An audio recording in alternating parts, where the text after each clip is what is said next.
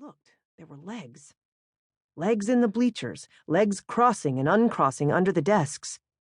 Girl legs that were frighteningly downy and soft.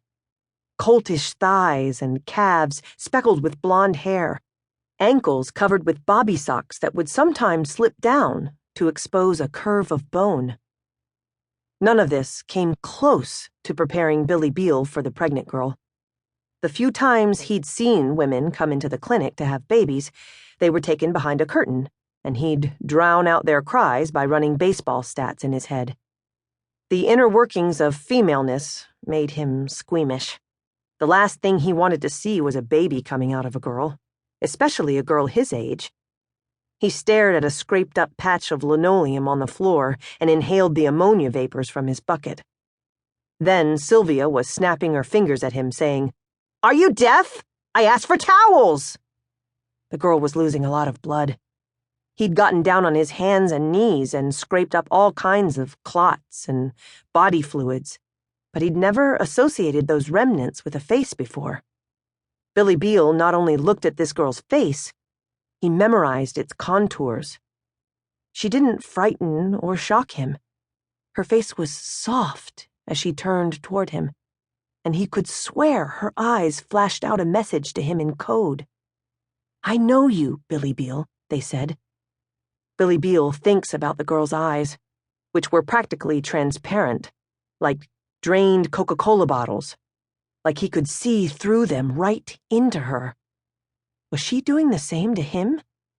Billy Beale runs past their mailbox. Might have kept going, but for Pop's yelling and holding up his stopwatch. "Made it by 0.3 of a second. Sometimes I think you're somewhere else, I swear to Christ." They're walking in the front door, which has a perennial Christmas wreath nailed on it, and Billy Beale's mouth is a desert. "Peg? Peg, did that goddamn Ralphie take the extra keys? Because I couldn't find them. Peg, goddammit!"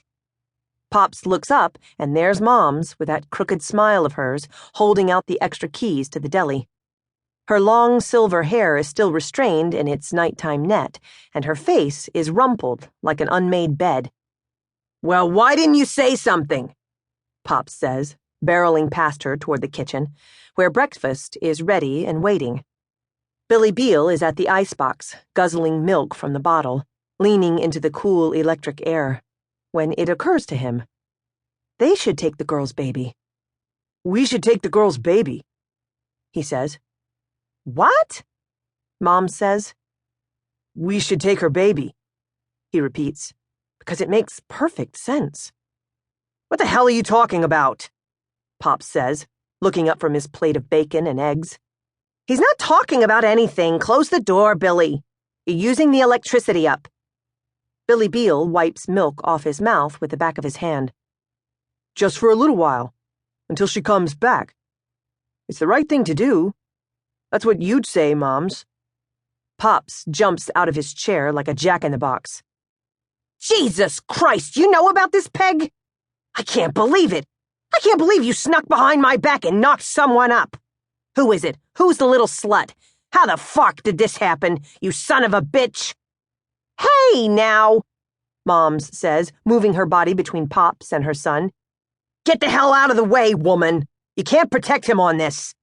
Pops puffs his chest out like an ape. "I'm going to kill you, Billy Beale. You're going to wish you'd gone to jail by the time I'm through with you." "Al, you've got it wrong." Moms waves her hands. Pops pushes her out of the way and thumps on his son's chest, pushing him backward into a chair. "What's the matter with you, huh?" Thump. "Are you a moron?" Thump. "You got a baseball scholarship to think about, you fucking idiot, you fucking fool. You got shite between your ears?" Pops jumps on the floor and wrestles with Billy, trying to get him in a headlock. "Al! Al! Moms screams, pulling on his shirt. "It's not his baby! I'm going to fucking strangle you!" Pops uses weight to his advantage. He's about to sit on his son when Moms screams in his ear. "Al, stop! I said it's not his baby!" Pops looks up at Moms, and Billy gets out from under. "Jesus, Pops," Billy says, holding up his hands in disgust. "Are you